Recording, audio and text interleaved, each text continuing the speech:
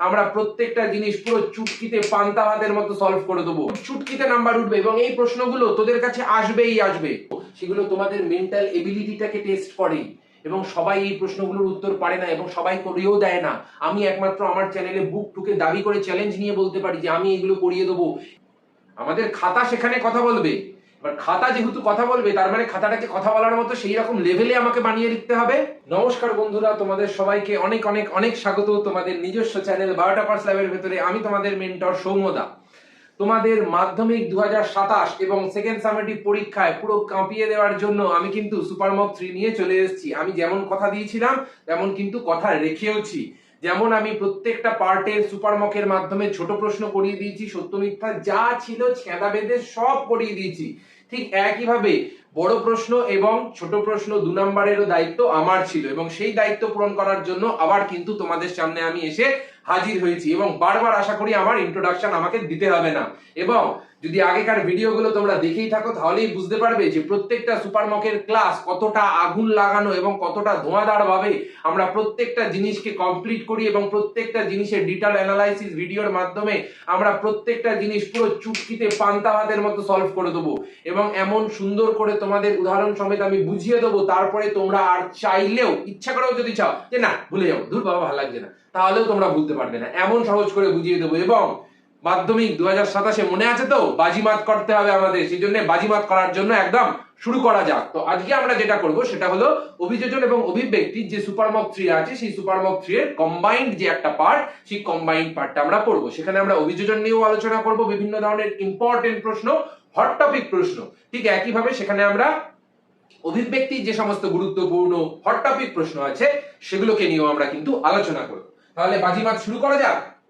তাহলে প্রথম আমাদের 2 নম্বর প্রশ্ন চলে আসে, নিষ্ক্রিয় অঙ্গ কাকে বলে। খুব ভালো করে আমরা পড়েছিলাম নিষ্ক্রিয় অঙ্গ কাকে বলে, যে সমস্ত অঙ্গগুলো দেখা যাচ্ছিল যে আমাদের পূর্বপুরুষদের মধ্যে সক্রিয় ছিল, কিন্তু কালে দিনে দেখা যাচ্ছে যে সেগুলো কিন্তু ধীরে ধীরে ধীরে ধীরে অব্যবহারের ফলে বা আমাদের ধীরে ধীরে সুপ্ত অঙ্গ রূপে আমাদের দেহের মধ্যে অবস্থান করছে, যেগুলো আর আমাদের দৈনন্দিন জীবনে কোনো ধরনের কাজে সাহায্য করে না।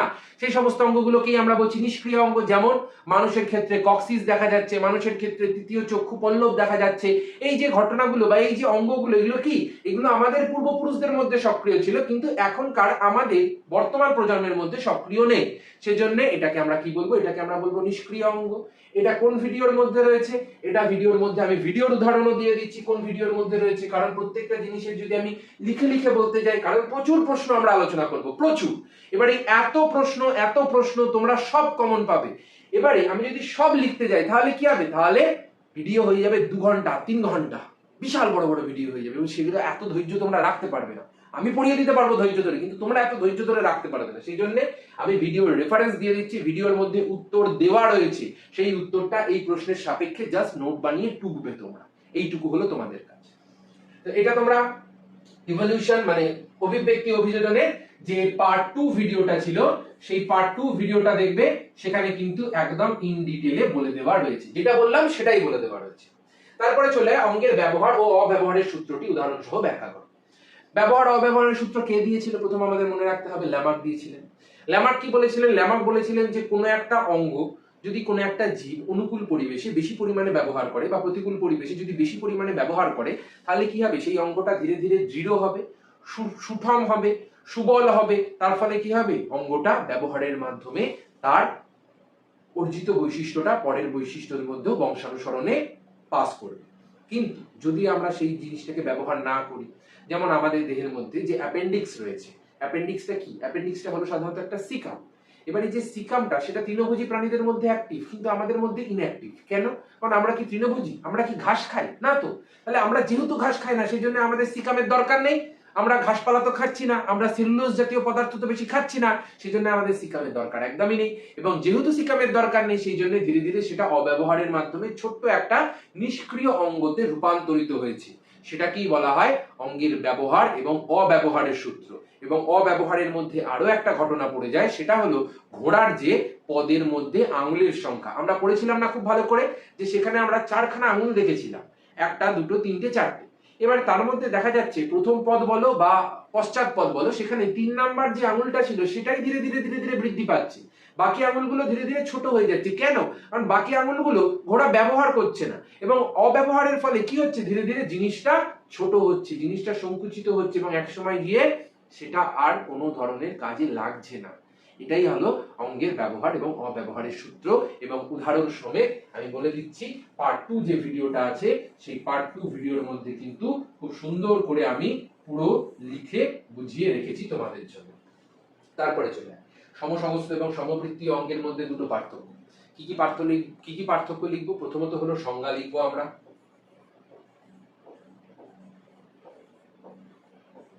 প্রথমত আমরা সংজ্ঞা লিখবো, এবং এই সংজ্ঞাটা লেখার পরে আমরা এখানে সমবৃত্তিও লিখলাম, এখানে সমসমস্ত লিখলাম। তারপরে আমরা যদি বলি গঠনের দিক থেকে আমরা বলবো সমবৃত্তির মধ্যে বলবো এরা ভিন্ন ভিন্ন প্রকৃতির হয়, এরা একই ধরনের সমসমস্ত গঠনযুক্ত হয়। তারপরে যদি আরো একটা পয়েন্ট আমরা বলি, সেখানে আমরা বলতে পারবো যে কাজের দিক থেকে আমরা বলতে পারি সমবৃত্তির মধ্যে এরা একই ধরনের কাজের সঙ্গে যুক্ত থাকে, কিন্তু সমসমস্তর মধ্যে আমরা কি বলবো, যে এরা ভিন্ন ভিন্ন কাজের সঙ্গে যুক্ত থাকে। তাহলে আমাদের দুটো বলেছিল, আমরা তিনটে লিখবো, এটা মাথায় রাখবে। দুটো যদি বলে তাহলে তিনটে লিখবে। কেন? কারণ ইমপ্রেশনটা খুব ভালো ক্রিয়েট করতে হবে আমাদের। কারণ আমাদের সম্পর্কে আমি ধরে নিচ্ছি কিচ্ছু জানে না তিনি, আমাদের খাতাই হলো আমাদের পরিচয়, আমাদের খাতা সেখানে কথা বলবে। এবার খাতা যেহেতু কথা বলবে, তার মানে খাতাটাকে কথা বলার মতো সেই রকম লেভেলে আমাকে বানিয়ে লিখতে হবে। কেন? কারণ আমি যদি ভালো করে না লিখি, তাহলে খাতাটা কি করে বলবে? খাতা তো তখন বোবা, খাতা বলবে আমি কি বলবো, তুই তো কিছু লিখেছিনি, এই জন্য স্যারও নাম্বার দেয়, এরকম হয়ে যায় ব্যাপারটা। মানে আমি যেমন বলছি তেমন জাস্ট কপি পেস্ট আমার গাইডেন্সটাকে করে দেবে, আমি যে উত্তরগুলো বলছি সেগুলোকে কপি পেস্ট করে দেবে, আর কিচ্ছু লাগবে না। আমি দাবি করে বলছি আর কিচ্ছু লাগবে না তোদের। তারপরে চলে উদ্ভিদ এবং মানুষের একটি করে নিষ্ক্রিয় অঙ্গের নাম লেখো। বল, এরা তোরা পারবি না? এগুলো তোরা পারবি না? কতবার হাজার বার বলেছি যে মানুষের ক্ষেত্রে একটি নিষ্ক্রিয় অঙ্গ কি হয়ে যাবে, সিকাম হয়ে যাবে, তৃতীয় চক্ষু পল্লব হয়ে যাবে। এগুলো হলো মানুষের নিষ্ক্রিয় অঙ্গ। আর উদ্ভিদের ক্ষেত্রে কি হয়ে যাচ্ছে, কালকাসুন্ডার ক্ষেত্রে বন্ধা পুংকেশর হয়ে যাচ্ছে, শতমূলীর ক্ষেত্রে বন্ধা গর্ভকেশর হয়ে যাচ্ছে, পিস্টিলোড হয়ে যাচ্ছে। এবার এগুলো কি, এগুলো উদ্ভিদের হয়ে গেল, মানুষের হয়ে গেল, ব্যাস 2 নাম্বার ছাকা নাম্বার উঠে যাবে। এরকম চুটকিতে নাম্বার উঠবে, এবং এই প্রশ্নগুলো তোদের কাছে আসবেই আসবে, তোরা মিলিয়ে নিবি। এবং যেগুলো করাচ্ছি জাস্ট এখান থেকে তুলে মনে হবে দাদাই কোশ্চেন করেছে, এমন কোশ্চেন আসবে ছাপা, যেন মনে হবে আমি কোশ্চেন করেছি। শুধু পড়ে যা, তোদের কোশ্চেন মিলিয়ে পুরো লিক করিয়ে দেওয়ার মতো দায়িত্ব আমার। তারপরে চলে আসে শিম্পাঞ্জির দুটি আচরণগত বৈশিষ্ট্য। শিম্পাঞ্জির আচরণগত কি কি দুটো বৈশিষ্ট্য ছিল? একটা হলো সন্তান লালন পালন। সন্তান লালন পালনের ক্ষেত্রে শিম্পাঞ্জি সাধারণত মানুষদের ক্ষেত্রে যেরকম সন্তান লালন পালন হয়, তেমন ভাবেই শিম্পাঞ্জি সন্তান লালন পালন করছে। এছাড়াও আরেকটা যেটা থাকে, সেটা হলো উইপোকার ঢিবির ভেতরে একটা ফিশিং টুল ব্যবহার করার মাধ্যমে তারা খাদ্যকে সংগ্রহ করছে। কিভাবে? তারা একটা উইপোকার ঢিবির ভেতরে, যেরকম আমরা সেই পুকুরের ধারে এরকম করে একটা ছিপ ফেলে এরকম করে বসে থাকি, ও যখন ছিপ উঠবে তখন হবে, এরকম ভাবে বসে থাকি। ঠিক একইভাবে শিম্পাঞ্জিরাও কি করে, একটা ফিশিং টুল ঢুকিয়ে এরকম ভাবে চুপ করে বসে থাকে। যখন ওই ডালটার ওপরে অনেকগুলো উইপোকা উঠে পড়বে, তখন ওরা টুক করে ঢিবির ভেতর থেকে বার করে নিয়ে খুঁটে খুঁটে খুঁটে খুঁটে খেয়ে নেবে। এটা হলো শিম্পাঞ্জির দুটো আচরণগত অভিযোজনের মধ্যে বৈশিষ্ট্য। তারপরে চলে আর্কিওপটেরিক্সের একটি পাখির বৈশিষ্ট্য এবং একটি সরীসৃপের বৈশিষ্ট্য লেগে। এগুলো তোরা পারবি না? এগুলো নিজের বুকে হাত রেখে বলতো, আমি কতটা ডিটেলসে তোদের পড়িয়েছি, এগুলো তোরা পারবি না? একদম চুটকিতে পারবি তোরা। আর্কিওপটেরিক্সের ক্ষেত্রে পাখির বৈশিষ্ট্যের মধ্যে আমরা কি দেখেছিলাম, অগ্রপদটা ডানায় রূপান্তরিত হয়েছে। এখানে একটা করে বলেছে, আমরা দুটো করে লিখবো। আমরা দুটো করে লিখবো। কেন? আমরা কি বললাম, আমাদের খাতা কথা বলবে, সেই জন্য খাতাকে কথা বলার মতো লিখতে হবে। আমি তোদের পড়ানোর সময় 5 খানা করে বৈশিষ্ট্য পড়িয়েছি, সেখান থেকে বলছি 2 খানা লিখতে, মাত্র 2 খানা লিখতে পারবি। ঠিক আছে। তারপরে চলে আসি সরীসৃপের মধ্যে। সরীসৃপের মধ্যে কি ছিল, অগ্রপদের মধ্যে যে নখরগুলো আছে, মানে অগ্রপদের যে আঙুলগুলো আছে, সেখানে নখরের উপস্থিতি আমরা দেখতে পাচ্ছি। লেজের মধ্যে আমরা কশেরুকার উপস্থিতি দেখতে পাচ্ছি। করটির মধ্যে যে খুলির মধ্যে যে চঞ্চু রয়েছে, চঞ্চুর মধ্যে আমরা দাঁতের উপস্থিতি দেখতে পাচ্ছি। পক্ষীর মধ্যে আরেকটা বৈশিষ্ট্য হলো, আমরা অস্থির সঙ্গে আমরা চঞ্চুর উপস্থিতি দেখতে পাচ্ছি। এই সমস্ত বৈশিষ্ট্য, এগুলোই তো লিখতে হবে, এছাড়া আর কিচ্ছু না। এমন কিছু হ্যাবক যে একদম ও বাবা মাউন্ট এভারেস্ট পাতা মাথায় নিয়ে ঘুরে বেড়াতে হবে, কিচ্ছু না। যেরকম ভাবে বলছি কপি পেস্ট, সেই জিনিসটা জাস্ট আমার ক্লাস থেকে নোটস বানিয়ে লিখবি, তারপর আর কিচ্ছু লাগবে না, নাম্বার বলে বলে উঠবে। তারপরে চলে ক্যাকটাসের দুটি অঙ্গ সংস্থানগত বৈশিষ্ট্য। অঙ্গ সংস্থানগত বৈশিষ্ট্য মানে কি, যেখানে আমরা দেখতে পাচ্ছি যে অঙ্গটা পরিবর্তিত হয়েছে, যেমন পাতার কাঁটায় রূপান্তর এবং কাণ্ডের পর্ণকাণ্ডে রূপান্তর। সেখানে কি আমরা দেখতে পাচ্ছি, সেখানে আমরা দেখতে পাচ্ছি যে পাতাগুলো ছিল, সেগুলো বাষ্পমোচনের পরিমাণটাকে রোধ করার জন্য, যাতে বেশি পরিমাণে জল তাদের দেহ থেকে না বেরিয়ে যায়, সেই জন্য তারা পাতাগুলোকে কাঁটায় রূপান্তরিত করে দিয়েছে। এটা হলো সম্পূর্ণ একটা অঙ্গের রূপান্তর। তাছাড়াও কাণ্ডটা হয়ে গেছে পাতার মতো, এটাও একটা সম্পূর্ণ অঙ্গের রূপান্তর। সেখানে আমরা কি দেখতে পাচ্ছি, কাণ্ডটা হয়ে গেছে পাতলা চ্যাপ্টা এবং ভেতরে মিউসিলেজ যুক্ত, এবং কাণ্ডটা যেহেতু সবুজ বর্ণের সেই জন্য এরা সালোকসংশ্লেষ প্রক্রিয়ার মাধ্যমে নিজেদের খাদ্য নিজেরা সংশ্লেষও করতে পারে। এবং এই পর্ণকাণ্ডেরই বাইরের দিকে আমরা যেহেতু কিউটিকলের উপস্থিতি দেখতে পাচ্ছি, সেই জন্য এই কাণ্ডের ভেতর থেকে জল কিন্তু বাইরের দিকে বাষ্পমোচনের মাধ্যমে বেরোবে না, বেরোবে না। সেজন্য আমি বারবার বলছি, যতটুকু বলছি ততটুকু, যতটুকু বলছি ততটুকু, তার বেশি একটা লাইনও লিখতে হবে না। তারপরে চলে একটি উদ্ভিদ এবং একটি প্রাণী জীবন্ত জীবাশ্মের উদাহরণ দাও। এগুলো তোরা পারবি না। উদ্ভিদের ক্ষেত্রে কি বলেছিলাম, গিঙ্গো বাইলোবা বলেছিলাম, নিটাম বলেছিলাম। গিঙ্গো বাইলোবা নিটাম এগুলো লিখতে পারবি না তোরা, আমি লিখে দিচ্ছি নামগুলো।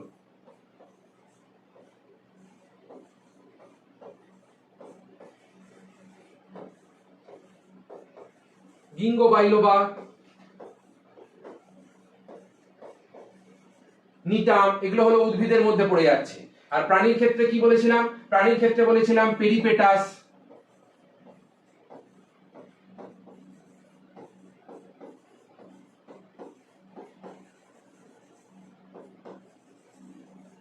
লিমুলাস, এগুলোই তো বলেছিলাম, এগুলোই তো বলেছিলাম। আর তো কিছু নাম নয়, ব্যাস এই কটা নাম লিখবি, ছাঁকা নাম্বার, ছাঁকা নাম্বার, আর কিচ্ছু লাগবে না।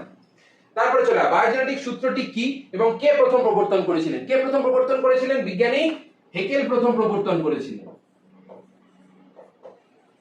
বিজ্ঞানী হেকেল প্রথম প্রবর্তন করেছিলেন। এবং বায়োজেনেটিক সূত্র মানে কোনটা? বায়োজেনেটিক সূত্র মানে হলো অন্টোজেনি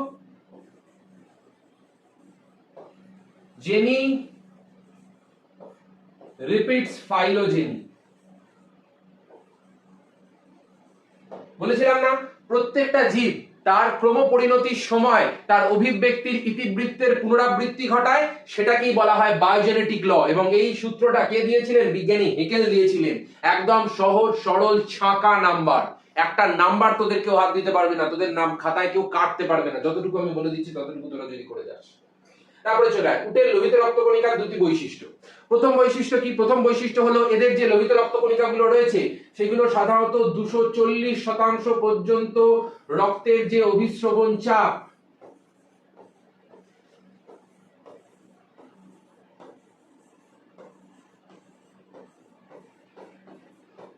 সেটা তারা সহ্য করতে পারে।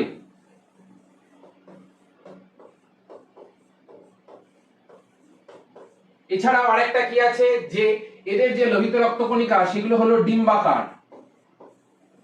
এবং ডিম্বাকার হওয়ার ফলে কি হয়? ডিম্বাকার হওয়ার ফলে যতই ঘন রক্ত হোক না কেন স্রুত করে বেরিয়ে যাবে। কেন? কারণ রক্ত যদি গোল গোল হয়, লোহিত রক্তকণিকা সাধারণত কিরকম হয় জানিস? এইরকম গোল গোল হয়, এরকম গোল গোল হয়, এরকম পুরো গোল গোল হয়। এবার এইটাকেই যদি আমি এইরকম একটা ডিম্বাকারে করে দিই, এরকম যদি করে দিই, তার ফলে কি হচ্ছে? যতই ঘন হোক না কেন, বডিটা তো স্লিক, বডিটা তো স্লিম, তার ফলে কি হচ্ছে? স্রুত করে বেরিয়ে যাবে। কেন? কারণ চাপ যতই দিক না কেন, তো জমাট বাঁধার মতো শেপই নেই। সেই জন্য এইটা হলো দুটো উটের ক্ষেত্রে লোহিত রক্তকণিকার খুব গুরুত্বপূর্ণ বৈশিষ্ট্য। তারপরে চলে যোগ্যতমের উদ্বর্তন বলতে আমরা কি বুঝি? যোগ্যতমের উদ্বর্তন মানে কি পড়েছিলাম? বিজ্ঞানীরা বলেছিলেন যে কোনো একটা জীব যদি প্রাকৃতিক প্রতিকূল পরিবেশের সম্মুখীন হয় এবং সে সেই পরিবেশে বেঁচে থাকার জন্য সে যদি নিজের আটমোস্ট প্রচেষ্টা করে, আটমোস্ট নিজের সবটা দিয়ে যদি সেই পরিবেশের মধ্যে বেঁচে থাকতে চায় এবং সেই পরিবেশে বেঁচে থাকার জন্য তার মধ্যে যদি বিভিন্ন ধরনের পরিবর্তন আসে, তার মধ্যে যদি বিভিন্ন ধরনের অভিযোজন আসে, তার মধ্যে যদি বিভিন্ন ধরনের প্রকরণ আসে এবং সেই প্রকরণগুলোই একটা জীবকে সেই প্রতিকূল পরিবেশ থেকে বার করে নিয়ে এসে যোগ্যতম হিসেবে সেটাকে পরিবেশের মধ্যে স্থাপিত করতে সাহায্য করবে, এবং এটাকেই আমরা বলে থাকি যোগ্যতমের উদ্বর্তন। যেমন ধরে নে আমি এখানে দুজনের কম্পিটিশন করালাম, একটা রয়েছে রাম, একটা রয়েছে শ্যাম, দুজন রয়েছে। এবারে রাম পড়াশোনায় খুব ভালো, শ্যাম পড়াশোনায় একদম মিডিওকর। এবার আমি একটা পরীক্ষা নিয়েছি, এবার আমি পরীক্ষা নেওয়ার পরে পরীক্ষাটা আমি কঠিন পরীক্ষা নিয়েছি, রামকেও পরীক্ষার জন্য খুব ভালো করে পড়িয়ে দিয়েছি, শ্যামকেও পরীক্ষার জন্য খুব ভালো করে পড়িয়ে দিয়েছি, দুজনকেই আমি একসঙ্গে বসিয়ে পড়িয়েছি। কিন্তু তা সত্ত্বেও যখন পরীক্ষা হলো তখন দেখা যাচ্ছে রাম বেরিয়ে গেল, শ্যাম বেরোতে পারলো না। তাহলে কি হলো? যোগ্যতম কি হলো? যোগ্যতম তাহলে রাম হয়ে গেল। কেন? কারণ তার কাছে কোশ্চেন হার্ড হওয়া সত্ত্বেও সে বাড়িতে ভালো করে পড়েছে, রাত জেগে দিন জেগে সে খেটেছে, তার ফলে তার মধ্যে বিভিন্ন পরিবর্তন এসছে, সে অনেক জিনিস বুঝতে শিখেছে, তার ফলে সে যোগ্যতম হয়ে বেরিয়ে গেছে। নাহলে কি বেরোতে পারতো? কোনোদিন বেরোতে পারতো না। এটা কি আমরা বলি যোগ্যতমের উদ্বর্তন। তারপরে চলে পটকা কিভাবে মাছকে জলজ অভিযোজনে সাহায্য করে? কেন সাহায্য করবে না বাবা? কেন সাহায্য করবে না? পটকা রয়েছে বলেই তো মাছ উদস্থৈতিক অঙ্গ হিসেবে সেটাকে কাজে লাগিয়ে জলের মধ্যে প্লবতা নির্ণয় করতে পারছে, যে একবার ভেসে উঠছে, একবার জলের তলায় ডুবে যাচ্ছে। এগুলো কিভাবে হচ্ছে? এগুলো পটকার মাধ্যমে হচ্ছে। যেমন পটকার যে অগ্রপ্রকোষ্ঠ, সেই অগ্রপ্রকোষ্ঠ কি করে? অগ্রপ্রকোষ্ঠের মধ্যে যে রেড গ্রন্থি, সেই রেড গ্রন্থি কি করছিল? আমরা কি দেখেছিলাম? এরকম ভাবে একটা ছিল না গঠন?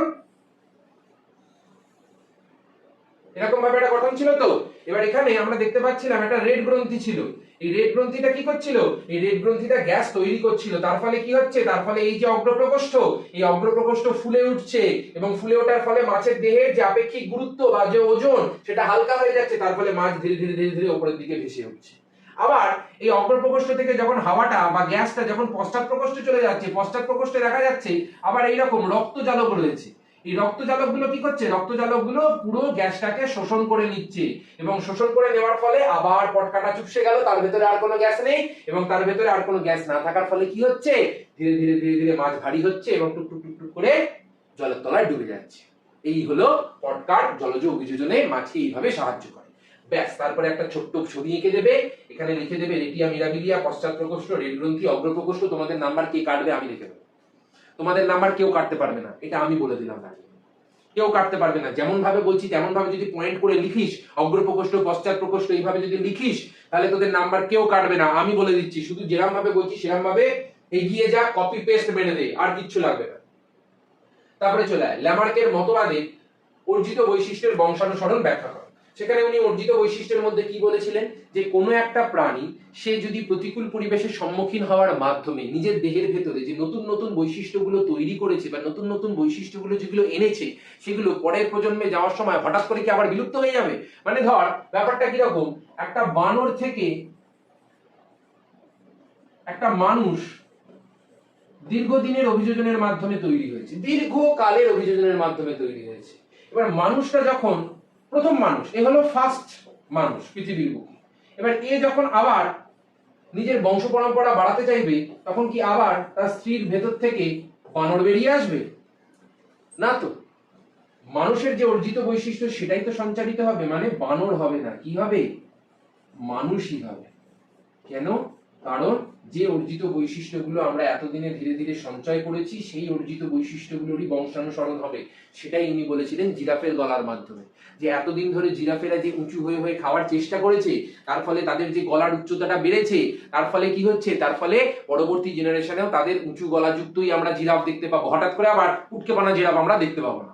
এত বড় বড় জিরাফ যখন হয়েছে, তো এত বড় বড় জিরাফই পরের জেনারেশনেও যাবে। হঠাৎ করে এত বড় জিরাফ থেকে তার জন্য একটা বাচ্চা হলো, তখন দেখা গেলো আমরা পুচকে গলাযুক্ত জিরাফ হয়েছে, এরকমটা হবে না। কেন হবে না? কারণ ওখানে তো বলাই আছে যে জিনের যে পরিবর্তনগুলো হচ্ছে সেগুলো খুব স্থায়ী পরিবর্তন, স্থায়ী পরিবর্তন। সেগুলো কিন্তু ওরকম হুটপাট ছিটকে ছাটকে ঘুরে বেড়াচ্ছে তা নয়, অস্থির নয়। একবার যখন পরিবর্তন হয়ে গেছে, মানে পরের জেনারেশনে যখন যাবে, তখন দেখা যাচ্ছে যে সেই পরিবর্তনগুলো স্থায়ীভাবেই কিন্তু এগিয়ে যাচ্ছে, আর কিচ্ছু নয়। তারপরে চলে হট ডাইলিউট স্যুপ। এগুলো বলতো, এগুলো বলতে হবে আমাকে? হ্যাঁ, এগুলো বলতে হবে আমাকে? তোরা তো আমার আগে চুটকি মেরে শেষ করে দিবি রে এগুলোকে। বিজ্ঞানী হ্যালডেন কি বলেছিলেন? বিজ্ঞানী হ্যালডেন বলেছিলেন যে পৃথিবীর সেই সময়কার উত্তপ্ত গরম তরল সমুদ্রের জলের মধ্যে বিভিন্ন ধরনের যে সমস্ত জৈব যৌগগুলো ছিল, সেই সমস্ত জৈব যৌগগুলো মিশ্রিত হয়ে সেখানে দেখা যাচ্ছে একটা ঘন সুপের মতো একটা স্ট্রাকচার তৈরি করছে বা একটা গঠন তৈরি করছে। সেটাকেই আমরা বলছি হট ডাইলিউট স্যুপ। এবং এই ভিডিওগুলো আমি বারবার বলে দিচ্ছি, এটা সাধারণত পার্ট 1 ভিডিওর মধ্যে রয়েছে, এবং জাস্ট একবার দেখে নিবি, তারপরে দেখবি খেলা কাকে বলে, তারপরে দেখবি খেলা কাকে বলে। এগুলো জাস্ট কপি পেস্ট হয়ে যাবে, আমি বারবার বলছি, এগুলো কপি পেস্ট হবে, তোরা মিলিয়ে নিবি, এই প্রশ্নগুলোই দেবে, এবং এগুলো যদি না করে যাবি তো বিশাল বড় ভুল করবি, আমি ওপেন চ্যালেঞ্জ দিয়ে দিলাম। তারপরে হলো প্রাকৃতিক নির্বাচন বলতে কি বোঝো? প্রাকৃতিক নির্বাচন মানে হলো, যেমন স্কুলে কি হয়, স্কুলে একটা পরীক্ষার মাধ্যমে স্কুল নির্বাচন করে মেরিটের উপরে বেস করে, যে কাকে আমরা যোগ্য ধরবো, কাকে আমরা অযোগ্য ধরবো। ঠিক একইভাবে প্রকৃতিও চাইছে যে এত জীবজন্তু ঘুরে বেড়াচ্ছে, এতকে তো রাখলে হবে না বাবা, আমার পৃথিবী তো বাবা একে জায়গা দিতে পারবে না, তাহলে একটা পরীক্ষা শুরু করি। কি পরীক্ষা শুরু করি? প্রতিকূল পরিবেশ, অত্যন্ত হার্শ কন্ডিশন, অত্যন্ত ঝড় ঝঞ্ঝা, বৃষ্টি, তুষার, বজ্রপাত, সুনামি, তুফান, যা আছে যেখানে যা ছিল সব ঢেলে দিয়েছে প্রকৃতি। এবার প্রকৃতি অত কিছু ঢেলে দেওয়ার মাধ্যমে এবারে চেষ্টা করছে যে কে এত কিছু বিপদের পরেও বেঁচে থাকতে পারে, তার মানে হলো সে হলো সব থেকে বেশি যোগ্য, সে সব থেকে বেশি হলো আলটিমেটলি যোগ্য। কেন? কারণ সে ওই পরিবেশের মধ্যে বেঁচে থাকতে পেরেছে। যখন প্রকৃতি এই ধরনের প্রতিকূল পরিবেশের মাধ্যমে কোনো একটা প্রাণীর মধ্যে অনুকূল প্রকরণ তৈরি করার মাধ্যমে সেটাকে নির্বাচন করছে, সেই ঘটনাটাকেই আমরা বলে থাকি প্রাকৃতিক নির্বাচন। এবং এটাও আমার পার্ট 1 এর ভিডিওর মধ্যে কিন্তু দেওয়া রয়েছে। ঠিক আছে, খুব ভালো করে বারবার বলছি, ওখানে নোটস হিসেবে দেওয়াই রয়েছে। জাস্ট কোশ্চেনটা লিখবে, ওখান থেকে নোটসটা ঢুকবে, ব্যাস ব্যাস, আর কিচ্ছু লাগবে না, কপি পেস্ট করে দেবে জাস্ট। তারপরে চলে আয়, এখানে বলেছে কোন সদ্য শিকার হওয়া বন্যপ্রাণীর মাংস খাওয়াকে কেন্দ্র করে কোন বনাঞ্চলের প্রাণীদের মধ্যে কি কি সংগ্রাম দেখা যেতে পারে। সেখানে আমরা কি কি সংগ্রাম দেখতে পারি? সেখানে আমরা অন্তঃপ্রজাতি সংগ্রামও দেখতে পারি, সেখানে আমরা আন্তঃপ্রজাতীয় সংগ্রাম দেখতে পারি। অন্তঃপ্রজাতি সংগ্রাম মানে কি হয়ে যাচ্ছে, সেখানে আমরা নিজেদের প্রজাতির মধ্যেও সংগ্রাম দেখতে পারি, অথবা আন্ত মানে সেখানে ভিন্ন ভিন্ন যে প্রজাতি রয়েছে তাদের মধ্যেও আমরা সংগ্রাম দেখতে পাচ্ছি। কেন? কারণ ধর একটা জায়গায় একটা এরকম সুন্দর একটা মাংস পড়ে রয়েছে, একটা সুন্দর মাংস পড়ে রয়েছে, এটা কি ধরনের মাংস, আমি এইটুকুই মাংস আনতে পারবো। এবার এই যে মাংসটা পড়ে রয়েছে, এই মাংসটার সঙ্গে প্রথমে একটা বাঘ এসে খাচ্ছে, আর একটা বাঘ এলো, সেটাও এটাকে খাওয়ার চেষ্টা করছে। তো তাদের মধ্যে কি হবে? তখন মারপিট বাঁধবে। তার বাঘ খাচ্ছে এবং বাঘটাকে দেখে কিছু হায়না চলে এলো, তখন তাদের মধ্যেও মারপিট বাঁধবে। হায়নাকে দেখে আবার সিংহ চলে এলো, তখন তাদের মধ্যেও আবার মারপিট বাঁধছে। এবার এই যে নিজেদের প্রজাতি এবং অন্য প্রজাতিদের মধ্যে যে মারপিট, তাহলে আমরা কি কি সংগ্রাম দেখতে পাচ্ছি? আন্তঃপ্রজাতি সংগ্রাম দেখতে পাচ্ছি এবং অন্তঃপ্রজাতি সংগ্রাম দেখতে পাচ্ছি। এবং সেটাকে আমাদের কিভাবে লিখতে হবে? যে নিজেদের প্রজাতিদের মধ্যে যখন মাংস খাওয়া নিয়ে কেন্দ্র করে, মাংস খাওয়াকে কেন্দ্র করে সংগ্রাম করে উঠছে, সেটা হলো অন্তঃপ্রজাতি সংগ্রাম, এবং ভিন্ন ভিন্ন প্রজাতিদের মধ্যে যখন হচ্ছে তখন সেটা হয়ে যাচ্ছে আন্তঃপ্রজাতি সংগ্রাম। এই হলো ঘটনা। তারপরে চলে গঠন ও কাজ, বিবর্তনের ধরন, নির্দেশক, এই দুটি বৈশিষ্ট্যের ভিত্তিতে সমবৃত্তীয় অঙ্গের ধারণাটি উপযুক্ত উদাহরণ সহ প্রতিষ্ঠা করা। এখানে বলেছে গঠন ও কাজ, বিবর্তনের ধরন, নির্দেশক, এই দুটি বৈশিষ্ট্যের ভিত্তিতে সমবৃত্তীয় অঙ্গের ধারণাটি উপযুক্ত উদাহরণ সহ প্রতিষ্ঠা করা। প্রথমে দেখতে হবে আমাদের কোন অঙ্গের কথা বলেছে, সমবৃত্তীয় অঙ্গের কথা বলেছে। আমরা সমবৃত্তীয় অঙ্গের মধ্যে কি বলেছিলাম? যে তারা কাজের দিক থেকে এক, কিন্তু গঠনের দিক থেকে আলাদা। তাহলে গঠন ও কাজের দিক থেকে এবং বিবর্তনের ধরনের, নির্দেশনের দিক থেকে এই দুটো বৈশিষ্ট্য আমাদের এখানে বেসিস করে লিখতে হবে। তাহলে আমি যদি বলি যে প্রজাপতির ডানা এবং বাদুড়ের ডানা দুটোর মধ্যে আমাকে এখানে পয়েন্ট করতে হবে আলাদা আলাদা। একটাই লিখতে হবে গঠন ও কাজ, আর একটাই লিখতে হবে বিবর্তনের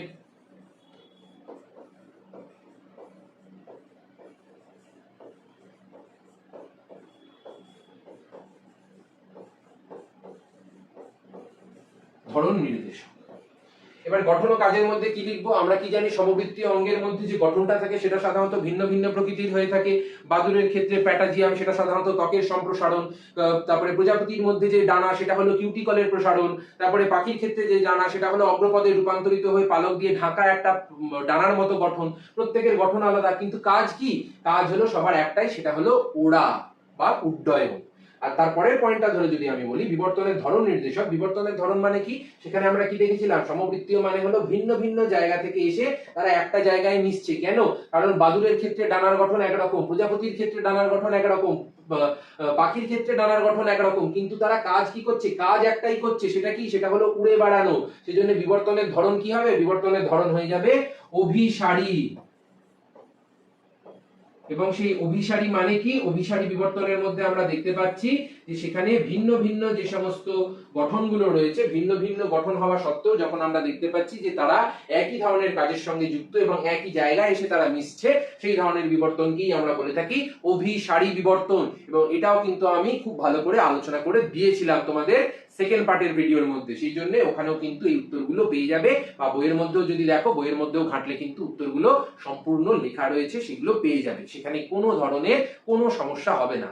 বারবার বলছি এই কোশ্চেনগুলোই আসবে এবং কপি পেস্ট আসবে। এই কোশ্চেনগুলো কপি পেস্ট আসবে। এই যে বাছা বাছা ছাকাই ছাকাই মার্কা প্রশ্নগুলো, এগুলো একটা কেউ বাদ যাবে না। এগুলো হলো সমস্ত হট টপিক, পুরো ছক্কা মারা প্রশ্ন। এগুলো আসবেই আসবে, শুধু পড়ে যা, তারপরে এসে বলবি পরীক্ষা দিয়ে।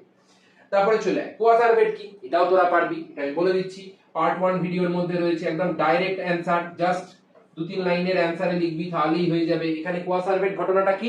কোয়াসার্ভেট ঘটনাটা হলো যেখানে আমরা দেখতে পাচ্ছি যে প্রথম দিকে বিভিন্ন ধরনের যে সমস্ত জৈব যৌগগুলো ছিল সেই সমস্ত জৈব যৌগগুলো যুক্ত হয়ে একটা দ্বিস্তরীয় আবরণযুক্ত এবং নিজেদের জনন প্রক্রিয়া বলবো না, নিজেদের খণ্ডীভবন প্রক্রিয়ার মাধ্যমে বা পরিপোদ্গম প্রক্রিয়ার মাধ্যমে বংশ বিস্তার করতে পারে, এরকম একটা গঠনকেই আমরা বলেছিলাম কোয়াসার্ভেট। এবং এটা আমি শর্ট করে বললাম এই মুহূর্তে দাঁড়িয়ে, কিন্তু তোমাদের লং ফরম্যাটে কিন্তু তোমাদের পার্ট 1 ভিডিওটার মধ্যে সুন্দর করে এঁকে লিখে আমি কিন্তু পুরো সংজ্ঞা আকারে বুঝিয়ে দিয়েছি। জাস্ট সেই জিনিসটাকে লিখবে, তারপরে আর কিন্তু কিচ্ছু লেখার দরকার নেই। যতটুকু আমি বলছি ততটুকু লিখবে, তারপরে নাম্বার ছক্কা মেরে উঠবে। তারপরে চলে প্রাকৃতিক নির্বাচন বলতে কি বোঝো, এক্ষুনি আমরা পড়ে এলাম, মানে বুঝতে পারছো? এগুলো কিন্তু খুব ইম্পর্টেন্ট প্রশ্ন। আমি ইম্পর্টেন্সের বেসিসে কিন্তু বারবার রেখেছি যাতে তোমরা বুঝতে পারো কোন জিনিসগুলো ইম্পর্টেন্ট, কোন জিনিসগুলো কম ইম্পর্টেন্ট। তারপরে চলে জীবান্ত জীবাশ্ম বলতে কি বোঝো এবং উদাহরণ দাও।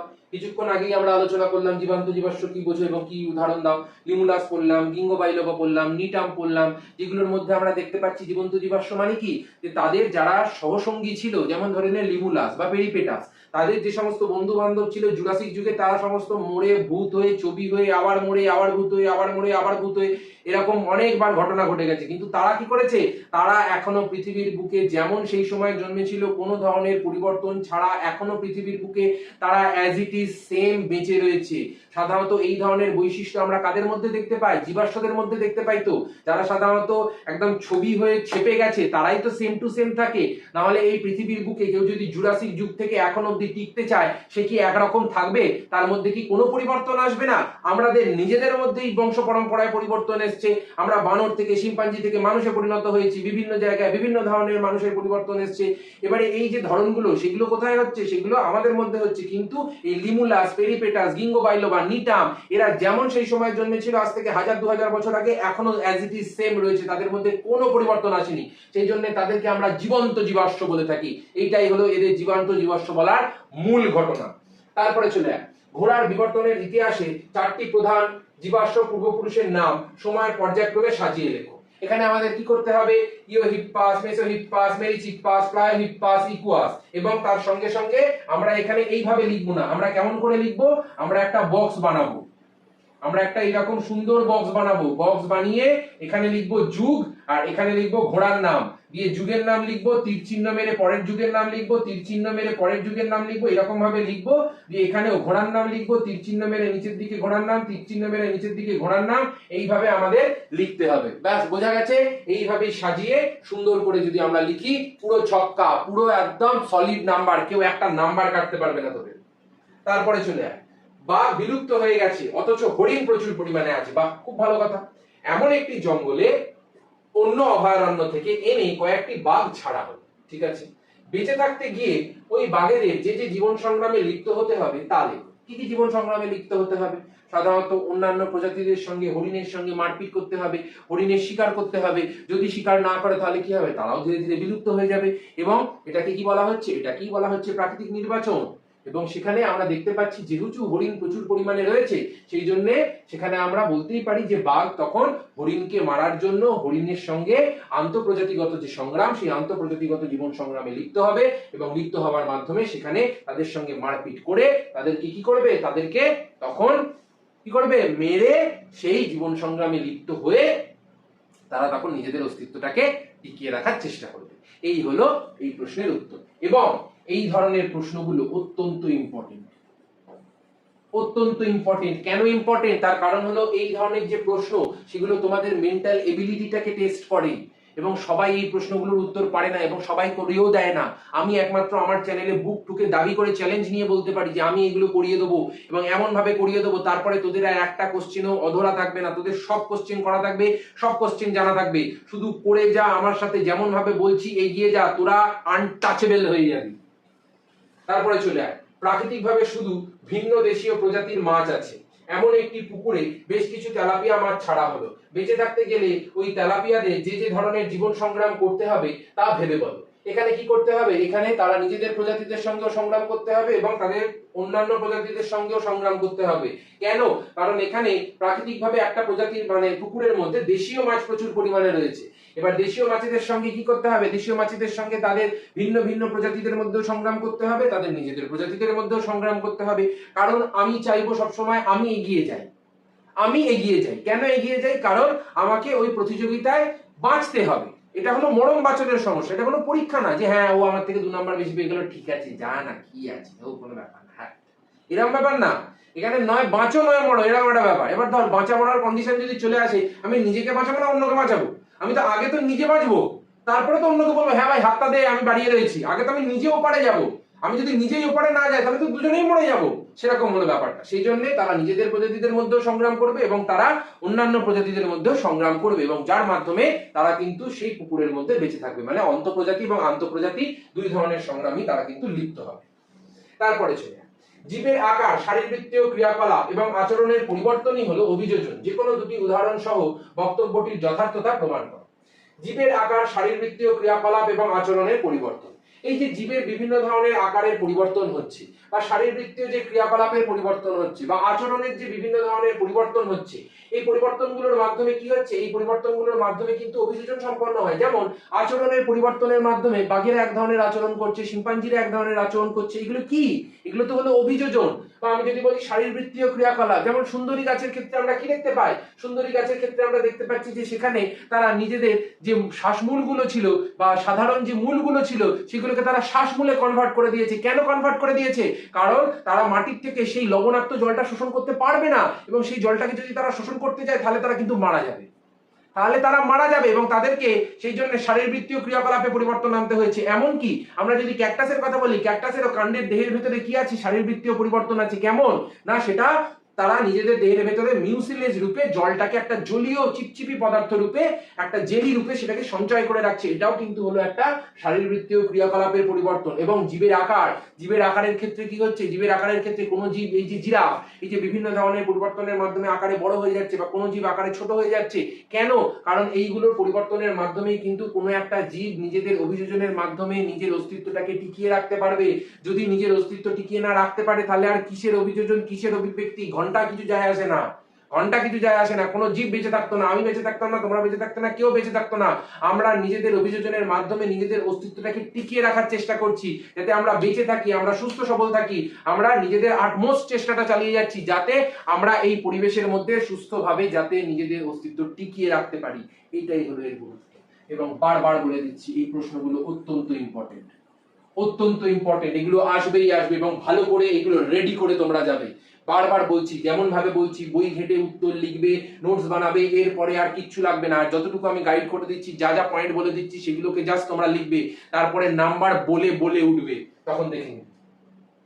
তারপরে চলে সুন্দরী গাছ তার দেহের অতিরিক্ত লবণ কিভাবে রেচিত করে। আমরা পড়েছিলাম যে তাদের যে পাতার মধ্যে যে লবণ গ্রন্থিগুলো রয়েছে, সেই লবণ গ্রন্থিগুলোর মাধ্যমে লবণটাকে রেচিত করে দিচ্ছে, অথবা তাদের পাতার মধ্যে যে ভ্যাকুওল আছে সেই ভ্যাকুওলের মধ্যেও তারা লবণটাকে সঞ্চয় করে রাখে, যেটাকে আমরা স্টোর হাউস বলে থাকি উদ্ভিদের কোষের মধ্যে।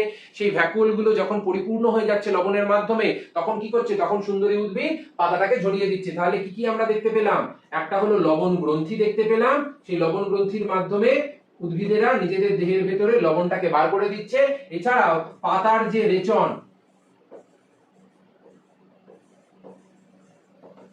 সেই পাতার রেচন প্রক্রিয়ার মাধ্যমে, বা পাতার মোচনও আমরা বলতে পারি, এখানে রেচনের থেকে মোচনটাই বলা সব থেকে কারেক্ট হবে। যদি আমরা মোচন বলি, পাতার মোচন বা পত্র মোচনের মাধ্যমেও কিন্তু উদ্ভিদেরা নিজেদের দেহের ভেতরে যে লবণ সেটাকে কিন্তু সম্পূর্ণরূপে দেহের বাইরে বার করে দিচ্ছে। এবং শুধু এই দুটো ওয়ার্ড যেন লিখে দিও না, তাহলে নাম্বার দেবে না। লবণ গ্রন্থি লিখে লবণ গ্রন্থি সম্পর্কে আমি যেটা বললাম সেটা লিখবে, পাতার মোচন বলে পাতার মোচনের ক্ষেত্রে আমি যেটা বললাম সেটা লিখবে। এইভাবে কারেক্ট উত্তরগুলো তোমরা লিখবে। তারপরে তোমাদের কে আটকায় কে বাধা দেয় শুধু আমি দেখে নেবো, কে আটকায় কে বাধা দেয় আমি দেখে নেবো। কারণ বারবার বলছি, যেভাবে বুঝিয়ে দিচ্ছি সেভাবে যদি লিখে আসো তোমাদের ছাঁকা নাম্বার উঠবে। তারপরে চলে পর্ণকাণ্ডের অভিযোজনগত বিভিন্ন ধরনের ভূমিকা। পর্ণকাণ্ডের ক্ষেত্রে আমরা কি দেখতে পাচ্ছি? পর্ণকাণ্ডের মধ্যে আমরা খাদ্য সংগ্রহের ভূমিকা দেখতে পাচ্ছি অভিযোজনগত, সেখানে আমরা আত্মরক্ষা দেখতে পাচ্ছি, সেখানে আমরা জল সঞ্চয় দেখতে পাচ্ছি, সেখানে আমরা বাষ্পমোচনের পরিমাণ হ্রাস দেখতে পাচ্ছি। এগুলোই তো হলো বিভিন্ন ধরনের অভিযোজনগত গুরুত্ব। বাষ্পমোচন হ্রাস করার জন্য তারা পাতাগুলোকে কাঁটায় রূপান্তরিত করে দিয়েছে। জল সঞ্চয় করার জন্য তারা পর্ণকাণ্ডের ভেতরে যে মিউসিলেজ নামক একটা যে জেলির মতো পদার্থ, সেটাতে তারা কনভার্ট করে দিয়েছে। তারা আত্মরক্ষার জন্য তাদের পাতাগুলোকে কাঁটায় রূপান্তরিত করার মাধ্যমে সেই যে বিভিন্ন ধরনের উড বা বিভিন্ন ধরনের প্রাণী আছে তাদের খাবার হাত থেকে, বা তারা যাতে খেয়ে না নেয় সেই সমস্ত ক্যাকটাস গুলোকে, তারা সেই হাত থেকে নিজেদের মধ্যে রক্ষা করছে। তারা খাদ্য সংগ্রহ করে নিজেদের দেহের ভেতরে সেটাকে সঞ্চয় করে রাখছে। কিভাবে না, পর্ণকাণ্ডটা কিরকম দেখতে? পর্ণকাণ্ডটা তো একটা সবুজ পাতার মতো দেখতে। কেমন দেখতে হয় পর্ণকাণ্ড? পর্ণকাণ্ড দেখতে হয় একটা সবুজ পাতার মতো, এইরকম দেখতে হয়। এবার এই যে সবুজ পাতার মতো গঠনগুলো, এরা কি করে? এরা নিজেদের খাদ্য নিজেরা তৈরি করে এবং নিজেদের খাদ্য তৈরি করার মাধ্যমে নিজেদের দেহের মধ্যেই সঞ্চয় করে রাখছে। তাহলে এটাকে আমরা বলতে পারি না খাদ্য সঞ্চয়ের জন্য এদের একটা বিশেষ স্ট্র্যাটেজি? তাহলে আবার কি লাগবে? ব্যাস, ছাকানাকা উত্তর, আর কিচ্ছু লাগবে না আমাদের। যতটুকু বলছি ততটুকু, তারপর আর কিচ্ছু লাগবে না। তারপরে চলে আয় মরু অভিযোজনে উটের কুঁজের অভিযোজনগত গুরুত্ব লেখো। সেখানে আমরা কি পড়েছিলাম উটের কুঁজের মধ্যে? যে এই যে কুঁজ আমাদের ছোটবেলায় বোঝানো হতো, যেহেতু আমরা ছোটবেলায় বাচ্চা ছিলাম, সেখানে আমাদের কি বোঝানো হতো? আমরা বললাম, বাবা বাবা কুঁজের উটটা ওরকম ফোলা মতো কেন? তখন বাবারা বলতো ওর মধ্যে না জল আছে, টলটল করছে, দুলদুল করছে, এরকম একটা ব্যাপার। কিন্তু ব্যাপারটা তো তা নয়, জল তো নেই, কিন্তু কি আছে? কুঁজের ভেতরে ফ্যাট আছে, চর্বি আছে। এবার এই যে চর্বিটা, এই চর্বিটা যখন জারিত হচ্ছে, জারিত হতে হতে হতে হতে জল তৈরি করছে। আমরা ক্লাস 9-এ পড়েছিলাম না যে আমাদের যে শ্বসন বস্তু, সেই শ্বসন বস্তু যখন জারণ হয়, গ্লুকোজ, প্রোটিন, ফ্যাট, সেগুলো যখন জারণ হয়, সেগুলো জারণ হওয়ার মাধ্যমে শক্তি উৎপন্ন হচ্ছে এবং তার সঙ্গে সঙ্গে জল উৎপন্ন হচ্ছে, কার্বন ডাই অক্সাইড উৎপন্ন হচ্ছে। কার্বন ডাই অক্সাইডটা দেহের বাইরে বেরিয়ে যাচ্ছে, কিন্তু যে জলটা উৎপন্ন হচ্ছে সেটা তাদের দেহের মধ্যে স্ট্র্যাটেজিক্যালি শারীরবৃত্তীয় বিভিন্ন ধরনের কার্যকলাপ সম্পন্ন করতে সাহায্য করছে। তাহলে এটাকে আমরা কি বলবো? এটাকে তো আমরা বলছি যে কুঁজের ক্ষেত্রে যে ফ্যাটটা, সেই ফ্যাটটাকে তো তারা কাজে লাগাচ্ছে এবং কাজে লাগানোর মাধ্যমে তো তারা বেঁচে থাকছে। কেন? কারণ সেই কুঁজের ভেতরের ফ্যাটটাকে যদি তারা না জারিত করে তাহলে তারা কিন্তু জল পাবে না, এবং জল না পেলে তারা বেঁচে থাকতে পারবে না। সেই জন্য অনেক দিন দেখবে যখন তারা জল না খেয়ে থাকে, তখন কিন্তু ধীরে ধীরে ধীরে ধীরে দেখা যায় যে তাদের যে কুঁজটা রয়েছে, সেই কুঁজের ভেতরে জমে থাকা যে ফ্যাট, সেই ফ্যাটটা কিন্তু ধীরে ধীরে ছোট হয়ে আসে এবং তাদের যে কুঁজটা, সেই কুঁজটাও কিন্তু ধীরে ধীরে ছোট হয়ে আসে। তারপরে চলে আসে একসঙ্গে অনেকটা জলপান করলেও উটের যে লোহিত রক্তকণিকা, সেগুলো কিন্তু ফেটে যায় না। এর কারণ কি হতে পারে?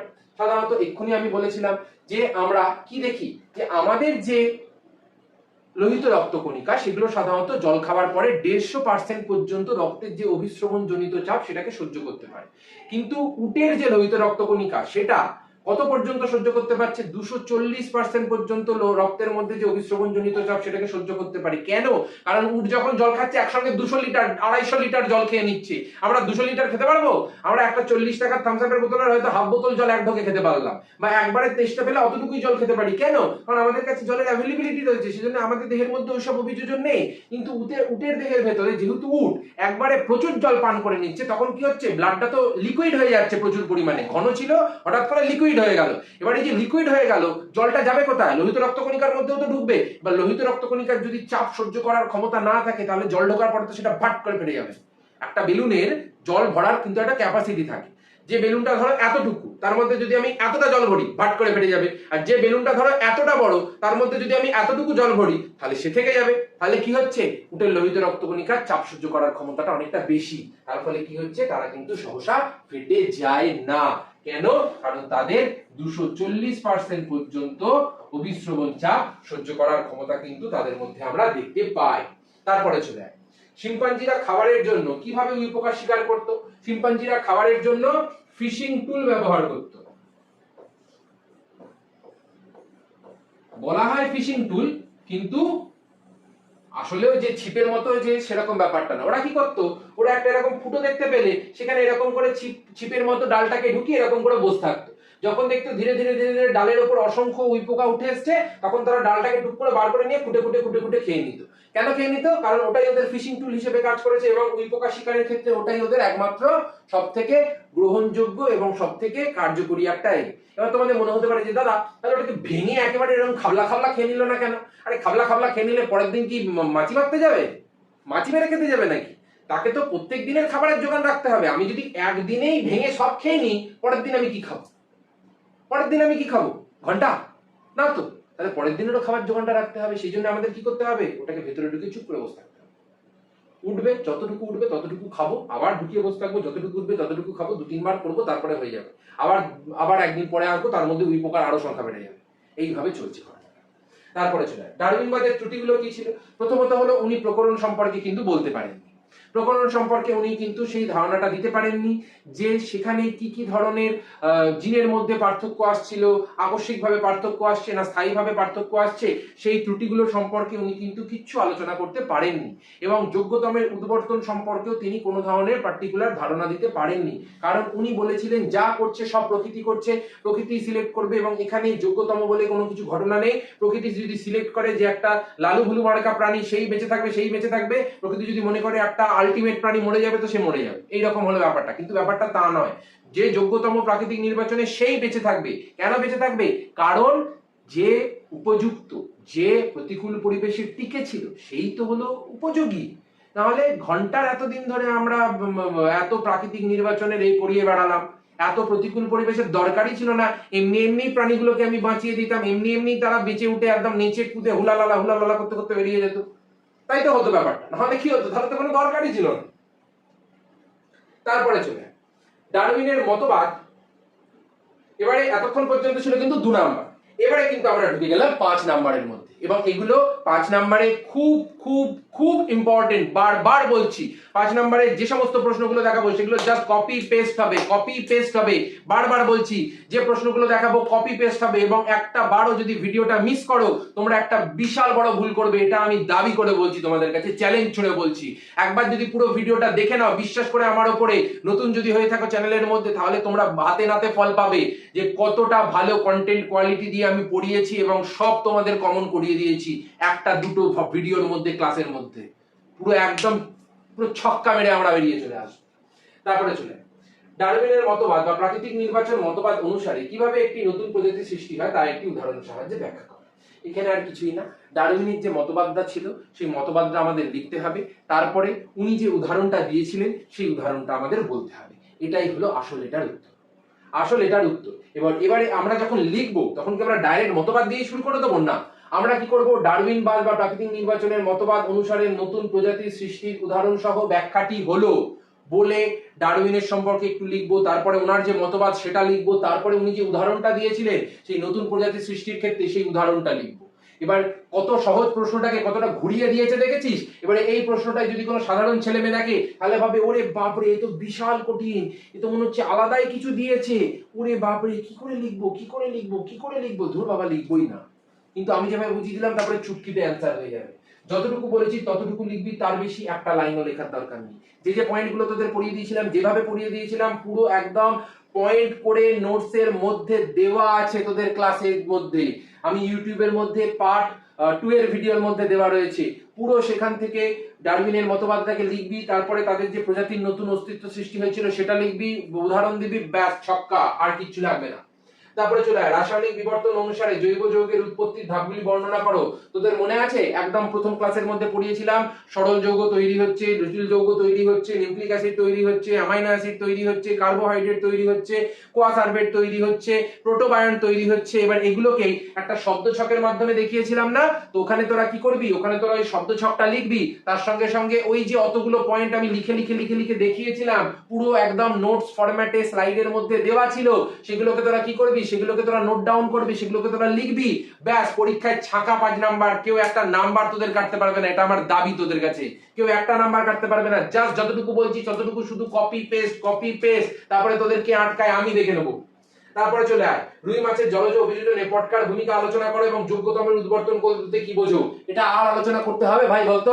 হ্যাঁ, আর আলোচনা করতে হবে তোদের কাছে? তোরা তো অনেক বুদ্ধিমান, তোরা তো আশা করি এটা বুঝতেই পেরে গেছিস। রুই মাছের জলজ যে অভিযোজন রয়েছে সেখানে পটকার ভূমিকা আগেই আলোচনা করে দিয়েছি এবং যোগ্যতমের যে উদ্বর্তন সেটাও আলোচনা করে দিয়েছি। এবং এই প্রশ্নগুলো আমি বারবার বলছি ভেরি ভেরি ভেরি ইম্পর্টেন্ট, কারণ এই প্রশ্নগুলো থেকেই আসবে এবং তখন মনে হবে যে দাদা যেন বলছে আর আমরা যেন লিখছি, দাদা যেন বলছি আমরা যেন লিখছি, এই রকমটা মনে হবে। তোরা মিলিয়ে দেখে নিবি। তারপরে চলে আয় মৌমাছিদের বার্তা আদান প্রদান কিভাবে খাদ্য সংগ্রহ পদ্ধতির সঙ্গে সম্পর্কযুক্ত তা ছবির সাহায্যে ব্যাখ্যা করো। আমরা কি পড়েছিলাম মৌমাছিদের সেখানে সম্পর্কের মধ্যে? পড়েছিলাম যে তারা সাধারণত দুই ধরনের নৃত্য প্রদর্শন করে। একটা হলো যদি 100 মিটারের বেশি দূরত্বে থাকে খাদ্যটা তাহলে তারা ওয়াগল নৃত্য প্রদর্শন করে, যদি 100 মিটারের মধ্যে থাকে খাদ্যটা তখন তারা বৃত্তাকার নৃত্য প্রদর্শন করে। এবার ওয়াগল নৃত্যের মধ্যে তোমাদের কি করতে হবে, ওয়াগল নৃত্যের মধ্যে এইরকম ভাবে একটা ছবি এঁকে তোমাদের তখন দেখাতে হবে যে এইরকম ভাবে ঘুরছে ঘুরছে ঘুরছে, ঘুরে ঘুরে এসে তারপরে আবার এইরকম ভাবে উল্টো দিকে এরা ঘুরছে। আর বৃত্তাকার নৃত্যের মধ্যে দেখাতে হবে যে এইরকম ভাবে তারা এইরকম ভাবে একটা পজিশনে কিন্তু কন্টিনিউয়াসলি রোটেট করতে থাকছে বৃত্তাকার নৃত্যের মাধ্যমে। এবং এই ছবি দুটো দেখবে তোমাদের বইয়ের মধ্যে বলো বা তোমাদের এই স্লাইডের মধ্যে বলো, আমি কিন্তু খুব সুন্দর করে ছবি দুটোকে এঁকে দেখানো ছিল এবং সেই ছবি দুটো দেখাবে, তারপরে আর কিচ্ছু করতে হবে না, যতটুকু বললাম ততটুকু লিখবে, সংজ্ঞা দুটো লিখবে, ওয়াগল নৃত্য কাকে বলে, কি বৃত্তান্ত তার ঘটনাটা কি, বৃত্তাকার নৃত্য কাকে বলে, কি বৃত্তান্ত তার ঘটনাটা কি, তারপরে এই ছবি দুটো দেবে, নিচে লিখবে ওয়াগল নৃত্য, নিচে লিখবে বৃত্তাকার নৃত্য, তারপরে ঝাক্কাস নাম্বার, জাক্কাস নাম্বার, এই সমস্ত কোশ্চেন গুলো পুরো লিক করার মতো আমি বলে দিচ্ছি। এবার একবার যদি তোদের হাত থেকে বেরিয়ে যায় আমার দায়িত্ব কিন্তু তখন পুরো একদম গন্ডগোল হয়ে যাবে। কেন? কারণ আমি কিন্তু দায়িত্ব সহকারে সব পড়িয়ে দিচ্ছি, কিন্তু তারপরেও তোমরা যদি না দেখো না পড়ো তখন কিন্তু সমস্যা সম্পূর্ণ তোমাদের উপরে এসে পড়বে। কেন? কারণ আগে থেকে তো আমি বলেই দিয়েছিলাম আসবে, তখন মনে হবে ইস সব জানা ছিল, সব করা ছিল, সামান্য কটা প্রশ্ন 10-12টা প্রশ্ন সেটাও আমরা করে গেলাম না, তখন মনে হবে মাথার চুল ছিঁড়ি বসে বসে। কেন? কারণ এগুলো তো বারবার বলে দিচ্ছি আসবেই আসবে, 7-8 বছরের এক্সপিরিয়েন্স ভাই, এমনি এমনি বলছি না, হাওয়াবাজি আমি করি না, এমনি এমনি বলছি না, এতদিন ধরে যা পড়িয়েছি সব হুবহু মিলিয়ে দিয়েছি। 100 এমনি এমনি ওঠেনি, 100 ইজ নট এ জোক, এটা মাথায় রাখবি, ইজ নট এ জোক। তুলতে গেলে প্রচুর খাটতে হয়, প্রচুর পরিশ্রম করতে হয়, কারণ এখানে আমাদের বিভিন্ন টিপিক্যাল এমন কোশ্চেন দেবে, এমন জিনিস জিজ্ঞাসা করবে যেগুলোর উত্তর যদি কম্প্যাক্টলি তুমি না লেখো, সেই পয়েন্টগুলো তুমি যদি না লেখো, সেইগুলো তুমি কিন্তু অ্যানসারে নাম্বার পাবে না। এবং মাধ্যমিকের ইনস্ট্রাকশন অনুসারেই আমি তোমাদের পড়াচ্ছি, যতটুকু পড়াচ্ছি সেতটুকু কপি পেস্ট আমি বারবার বলে দিচ্ছি, তারপরে নাম্বার বলে উঠবে। তারপরে চলে আয়, উটের দেহে জল সংরক্ষণের জন্য কি কি অভিযোজন দেখা যায়। সুন্দরী গাছের পাতার দুটি অভিযোজন কত গুরুত্ব লেখো। বারবার আমি বলেছি উটের দেহের জল সংরক্ষণের জন্য কি কি আমরা অভিযোজন দেখতে পাচ্ছি। প্রথমত হলো তাদের যে চামড়া, সেই চামড়া অত্যন্ত পুরু, তার ফলে কি হচ্ছে বাষ্পমোচনের মাধ্যমে বা ঘাম নিঃসরণের মাধ্যমে তাদের দেহের ভেতরের জলটা কিন্তু বাইরে যাচ্ছে না, এমনকি তারা যে মূত্রটা ত্যাগ করছে সেটাও এতটা ঘন হয়ে যাচ্ছে যে সেটা ইউরিয়ার পরিবর্তে সেটা কিসে পরিণত হয়ে যাচ্ছে, সেটা ইউরিক অ্যাসিডে পরিণত হয়ে যাচ্ছে। জলের পরিমাণটা কমে যাচ্ছে, তার ফলে অ্যাসিডের পরিমাণটা বেড়ে যাচ্ছে। আমাদের মূত্রের মধ্যে ইউরিক অ্যাসিড থাকে, কিন্তু আমাদের দেহের মধ্যে জলটা বেশি পরিমাণে থাকে, তার ফলে কি হয় ইউরিক অ্যাসিডটা লিকুইড হয়ে বেরিয়ে যাচ্ছে ইউরিয়ার মাধ্যমে, কিন্তু ওদের দেহের ভেতরে সেটা কি হচ্ছে, সেটা ইউরিক অ্যাসিড রূপে বেরোচ্ছে। কেন? কারণ জলটা আটমোস্ট ওরা চাইছে একদম পুরো ছেঁকে নিজের কাছে রেখে দেবো, কিচ্ছু ছাড়বো না ভাই, এরকম একটা ব্যাপার। তার মধ্যে ওদের যে নাসাপথ, সেই নাসাপথের মধ্যে আমরা দেখতে পাচ্ছি যে সেখানেও কিন্তু মিউকাস স্তর রয়েছে। কেন? কারণ নিঃশ্বাস প্রশ্বাসের মাধ্যমেও যে হাওয়াটা বেরোচ্ছে, শ্বাসবায়ু বেরোচ্ছে, তার মাধ্যমেও যাতে জল না দেহের বাইরে বেরিয়ে যায়, সেই জন্য তারা কি করেছে, সেই জন্য তারা নিজেদের দেহের ভেতরে সেই রকম ব্যবস্থা করে রেখেছে যাতে হাওয়া বেরোনোর সময় মিউকাস স্তরটা জলটাকে খিঁচে শোষণ করে দিতে পারে, এমন সমস্ত ব্যবস্থা করে দেওয়া রয়েছে। জন্য বারবার বলছি যতটুকু বলছি ততটুকু, যদি আরো দুটো পয়েন্ট লিখতে পারিস আরো দুটো পয়েন্ট লিখে দিবি, কোনো সমস্যা নেই, কিন্তু যেমন ভাবে প্রশ্নগুলো দেখাচ্ছি, যেমন ভাবে করাচ্ছি, তারপরে আর কিচ্ছু লাগবে না ভাই, শুধু বিশ্বাস করি দাদার উপর এগিয়ে যা। তোরা একটা এলিট ক্লাসের ভিডিওর মধ্যে চলে এসেছিস, শুধু প্রথম থেকে শেষ অবধি দেখ, পুরো কাঁপিয়ে দিয়ে বেরিয়ে যাবো 1 ঘন্টার মধ্যে। তারপরে আজকে লাস্ট প্রশ্ন, সেখানে আমরা এই 3টে প্রশ্ন পড়লেই আমাদের 5 নম্বরের প্রশ্নের খেল খতম, পয়সা আসো। এখানে কি করতে হবে, প্রথমে বলছে মেরুদণ্ডী প্রাণীদের হৃৎপিণ্ডের গঠন কিভাবে অভিব্যক্তির সাপেক্ষে প্রমাণ তা বুঝিয়ে লেখো। খুব ভালো করে একটা সুন্দর ছক সমেত আমি বুঝিয়ে রেখেছি, এবং সেখানে আমাদের কিন্তু হৃৎপিণ্ডের ছবিটাও খুব ইম্পর্টেন্ট। বারবার বলছি এই প্রশ্নটা এইবারের মাধ্যমিকের জন্য বল এবং সেকেন্ড সামেটিভের জন্য বল, অত্যন্ত ইম্পর্টেন্ট, বারবার চিল্লে গলা ফাটিয়ে বলছি, খুব ইম্পর্টেন্ট এই প্রশ্নগুলো। এবং এই প্রশ্নগুলো যদি পড়ে যাও তোমাদের সব মিলিয়ে দেবো, সব, আর কিচ্ছু বাকি থাকবে না। এবং ছাঁকা বাছা কোশ্চেন আছে। এই প্রশ্নটা আমি আমার পার্ট 2 ভিডিওর মধ্যে অভিযোজন অভিব্যক্তির মধ্যে খুব ভালো করে বুঝিয়ে রেখেছি, ছক করে সুন্দর করে লিখে এঁকে ঝুঁকে বুঝিয়ে রেখেছি। তোমরা জাস্ট সেই জিনিসটাকে নোটস বানিয়ে কপি পেস্ট করে দেবে পরীক্ষার খাতায়, তোমাদের নাম্বার কেউ আটকাতে পারবে না, বলে নাম্বার উঠবে তোমাদের। তারপরে চলে অভিব্যক্তির সাপেক্ষে জীবাশ্মের ভূমিকা উদাহরণ সহ আলোচনা করো। আমরা পড়েছিলাম না অভিব্যক্তির সাপেক্ষে, সেখানে কি বলতে হবে, সেখানে আমাদের ঘোড়ার যে জীবাশ্মের যে ভূমিকা সেটা আমাদের আলোচনা করতে হবে। ইওহিপ্পাসের বৈশিষ্ট্য লিখতে হবে, মেসোহিপ্পাস, মেরিচিপ্পাস, প্লায়োহিপ্পাস, ইকুয়াস, এই প্রত্যেকটা ঘোড়ার অভিব্যক্তির সাপেক্ষে যে জীবাশ্মের ভূমিকা সেটা আমাদের তুলে ধরতে হবে। যে ইওহিপ্পাসের জীবাশ্ম থেকে আমরা কি জানতে পারছি, মেসোহিপ্পাসের জীবাশ্ম থেকে আমরা কি জানতে পারছি, প্লায়োহিপ্পাসের মেরিচিপ্পাসের জীবাশ্ম থেকে আমরা কি জানতে পারছি, প্লায়োহিপ্পাস থেকে কি জানতে পারছি, ইকুয়াস দেখে আমরা কি জীবাশ্ম থেকে জানতে পারছি, সেইগুলো আমাদের তুলে ধরতে হবে। একটা ছক আকারে সুন্দর করে আমি লিখে বুঝিয়ে রেখেছি, সেইটাকে তুলে ধরবে, ব্যাস আর কিচ্ছু লাগবে না, ছাঁকা নাম্বার উঠবে তোমাদের।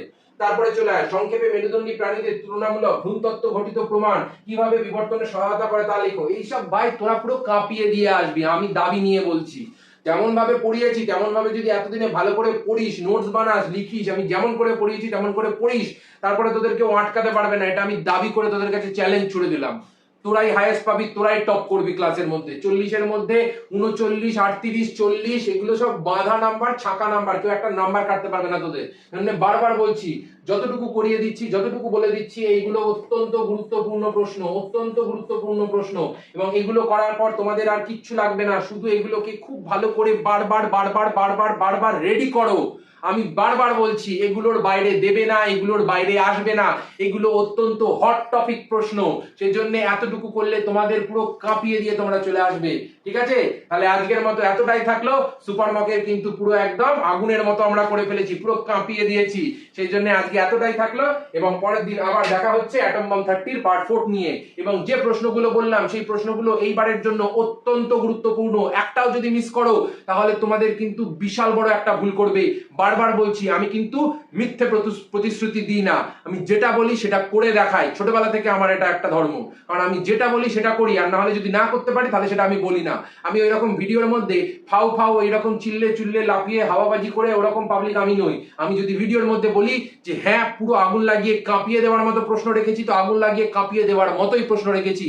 যারা নতুন আছে তারা যদি প্রিভিয়াস ভিডিওগুলো দেখো, কমেন্টগুলো দেখো, তাহলেই বুঝতে পারবে যে কতটা জোরালো ভিডিওর মধ্যে আমি বাছা বাছা ছাকা ছাকা হট টপিক প্রশ্ন এত চুটকিতে বুঝিয়ে দিয়েছি, এত কঠিন কঠিন জিনিস এত সহজ করে বুঝিয়ে দিয়েছি যে ছেলেপুলেরা দেখে হতবাক হয়ে গেছে যে এত সহজ করে জীবন বিজ্ঞান পড়া যায়। আগে এতদিন পর্যন্ত জীবন বিজ্ঞান ছেলেমেয়েরা মুখস্থ করতো, আমি এতদিনে কি করেছি, আমি এতদিনে সহজ সরল পুরো পাতি জল ভাত পান্তা ভাত বানিয়ে দিয়েছি।